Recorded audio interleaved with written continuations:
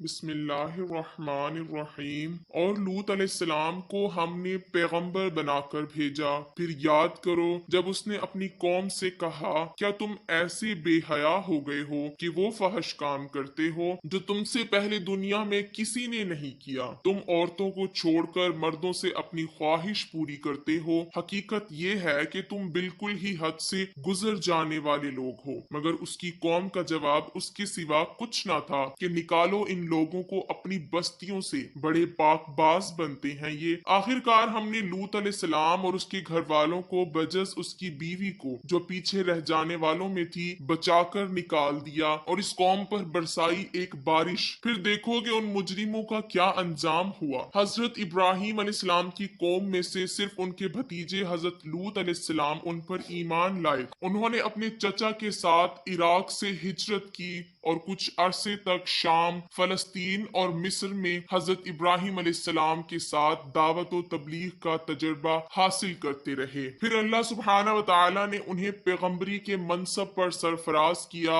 اور لوط علیہ السلام کو ہم نے حکم اور علم بخشا اور وہ قوم صدوم کی اصلاح پر مامور ہوئے۔ حضرت لوط علیہ السلام جب یہاں پہنچے تو جوان تھے اور جب اس قوم پر عذاب آیا تو ان کی اولاد جوان ہو چکی تھی۔ حضرت لوط علیہ السلام کی یہاں آمد اہل صدوم کے لیے خوش بختی کا ذریعہ تھی کہ وہ ان کی دعوت و اصلاح قبول کرتے اور اخلاقی طور پر سربلند ہوتے اور خوشحالی پاتے۔ ایسا محسوس ہوتا ہے کہ انہوں نے حضرت لوط علیہ السلام کی اپنے یہاں آمد کو خوش دلی سے قبول کیا، کیونکہ حضرت لوط علیہ السلام اعلیٰ اخلاق و کردار کے مالک تھے اور اپنی بیٹی کی شادی کر کے انہیں اپنا داماد بھی بنا لیا۔ اس لیے قرآن انہیں قوم لوط علیہ السلام کہتا ہے۔ ان کے اس اچھے آغاز پر اللہ تعالیٰ نے انہیں خوشحالی عطا کی۔ یہود کی کتاب تلمود میں لکھا ہے کہ صدوم کے علاوہ ان کے 4 بڑے شہر اور بھی تھے اور ان شہروں کے درمیان کا علاقہ ایسا گلزار بنا ہوا تھا کہ جہاں تک نگاہ جاتی تھی بس ایک باغ ہی باغ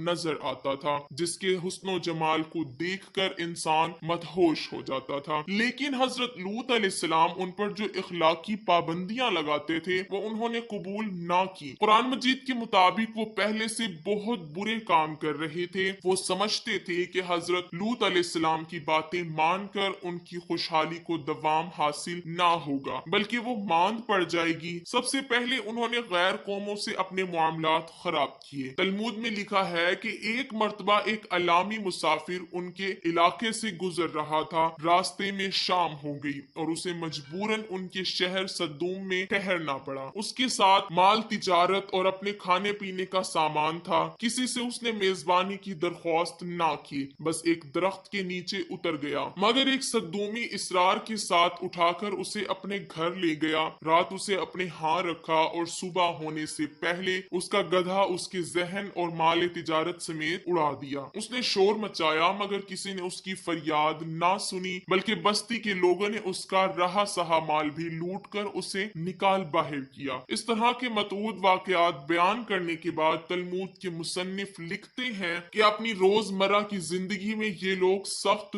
ظالم، دھوکے باز اور بد معاملہ تھے۔ کوئی مسافر ان کے علاقے سے بخیریت نہ گزر سکتا تھا، کوئی غریب ان کی بستیوں سے روٹی کا ایک ٹکڑا نہ پا سکتا تھا۔ بارہا ایسا ہوتا کہ باہر کا آدمی ان کے علاقے میں پہنچ کر فاقوں سے مر جاتا تھا اور یہ اس کے کپڑے اتار کر اس کی لاش کو برہنہ دفن کر دیتے تھے۔ بیرونی تاجر اگر شامت کے مارے وہاں چلے جاتے تو برسر عام لوٹ لیے جاتے اور ان کی فریاد کو ٹھٹھوں میں اڑا دیا جاتا۔ ایک مرتبہ حضرت سارہ علیہ السلام نے حضرت لوط علیہ السلام کے گھر والوں کی خیریت دریافت کرنے کے لیے اپنے غلام کو صدوم بھیجا۔ جب وہ شہر میں داخل ہوا تو اس نے دیکھا کہ ایک صدومی ایک اجنبی کو مار رہا ہے۔ اس نے اسے شرم دلائی کہ تم بے کس مسافروں سے یہ سلوک کرتے ہو، مگر جواب میں سر بازار اس کا سر پھاڑ دیا گیا۔ ایک مرتبہ ایک غریب آدمی کہیں سے ان کے شہر میں آیا اور کسی نے اسے کھانے کو کچھ نہ دیا۔ وہ فاقے سے بدحال ہو کر ایک جگہ گرا پڑا تھا کہ حضرت لوط علیہ السلام کی بیٹی نے اسے دیکھ لیا اور اس کے لیے کھانا پہنچایا۔ اس پر حضرت لوط علیہ السلام اور ان کی بیٹی کو سخت ملامت کی گئی اور انہیں دھمکیاں دی گئیں کہ ان حرکتوں کے ساتھ تم لوگ ہماری بستی میں نہیں رہ سکتے۔ اپنی اولادی کو انہوں نے ایک باغ بنا رکھا تھا جس کا سلسلہ میلوں تک پھیلا ہوا تھا تھا۔ اس باغ میں وہ انتہائی بے حیائی کے ساتھ اعلانیہ بدکاریاں کرتے تھے اور ایک لوط علیہ السلام کے سوا کوئی زبان ان کو ٹوکنے والی نہ تھی۔ قرآن مجید میں اس پوری داستان کو سمیٹ کر صرف 2 فکروں میں بیان کر دیا گیا ہے کہ وہ پہلے سے بہت برے برے کام کر رہے تھے اور تم مردوں سے خواہش نفس پوری کرتے ہو، مسافروں کی راہ مارتے ہو اور اپنی مجلسوں میں کھلم کھلا بدکاریاں کرتے ہو۔ معلوم ہونا چاہیے کہ یہ جو خوشحال قوم تھی اپنی خوشحالی میں مست تھی اور اسے اپنی تباہی اور بربادی کے آثار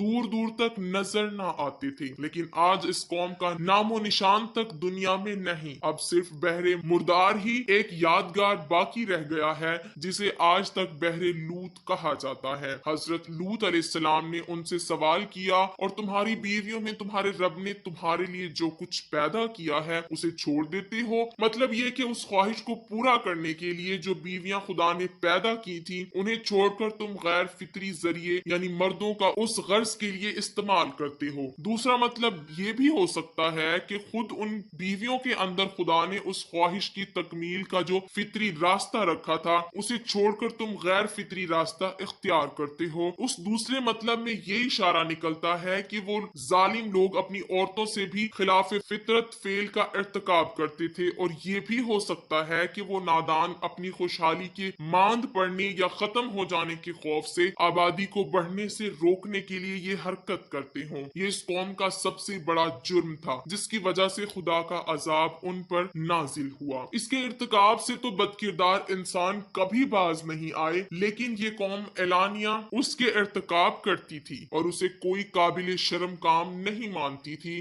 آج مغرب میں انسانی آزادی کے نام پر اس کی اجازت دی جاتی ہے یا اس کی اجازت کے لیے زبردست پروپیگنڈا کیا جاتا ہے، لیکن کہیں بھی اسے قابل فخر نہیں سمجھا جاتا اور اس کے مرتکب کو بری نظر سے دیکھا جاتا ہے اور قابل رحم اور بیمار سمجھا جاتا ہے۔ حقیقت یہ ہے کہ ہم جنسی بالکل فطرت کے خلاف ہے۔ اللہ تعالیٰ نے انسانی نسل کی بقا کے لیے جوڑے بنائے ہیں تاکہ یہ دونوں مل کر ایک خاندان بنائیں اور پھر معاشرہ بڑھے پھلے اور پھولے۔ اسی مقصد کے لیے مرد اور عورت کو 2 الگ الگ جنس بنایا، ان میں سے ایک دوسرے کے لیے کشش پیدا کی، ان کی جسمانی بناوٹ اور نفسیاتی ترکیب ایک دوسرے کی ضرورتوں کے عین مطابق بنائی اور انہیں ایک دوسرے کے لیے سکون، راحت اور لطف کا ذریعہ بنایا۔ اس جوڑ میں جو لذت ہے وہ بقائے نسل کا ذریعہ ہونے کے ساتھ ہی دونوں کے لیے خدمت کا نقد صلہ بھی ہے، مگر جو شخص فطرت کی اس اسکیم کے خلاف عمل کر کے اپنے ہم جنس سے شہوانی لذت حاصل کرتا ہے وہ ایک ہی وقت میں کئی جرائم کرتا ہے۔ پہلا جرم وہ اپنی جسمانی بناوٹ اور نفسیاتی ضرورت کے خلاف عمل کر کے اپنے جسم،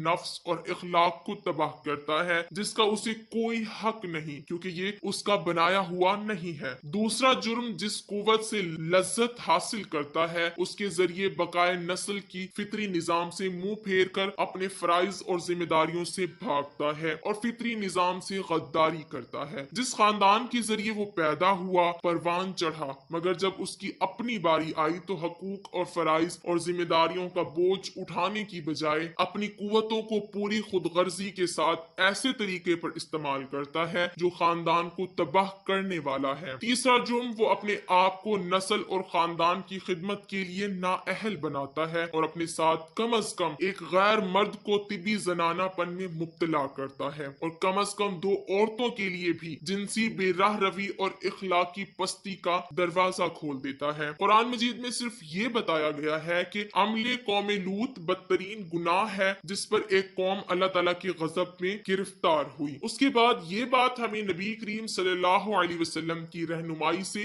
معلوم ہوئی کہ یہ ایک ایسا جرم ہے جس سے معاشرے کو پاک رکھنے کی کوشش کرنا حکومت اسلامی کے فرائض میں سے ہے، لیکن چونکہ نبی کریم صلی اللہ علیہ وسلم کے زمانے میں ایسا کوئی مقدمہ پیش نہیں ہوا، اسی لیے قطعی طور پر یہ بات متعین نہ ہو سکی کہ اس کی سزا کس طرح دی جائے۔ بعض فقہا اس جرم پر وہی سزا تجویز کرتے ہیں جو زنا کی سزا ہے، یعنی غیر شادی شدہ کو 100 کوڑے مارے جائیں گے اور جلا وطن کر دیا جائے گا اور شادی شدہ کو رجم کیا جائے گا۔ امام ابو حنیفہ رحمت اللہ علیہ کی رائے میں اس جس پر کوئی حد مقرر نہیں ہے، بلکہ یہ فعل قانون سازی کا مستحق ہے۔ جیسے حالات و ضروریات ہوں، ان کے لحاظ سے کوئی عبرتناک سزا اس پر دی جا سکتی ہے۔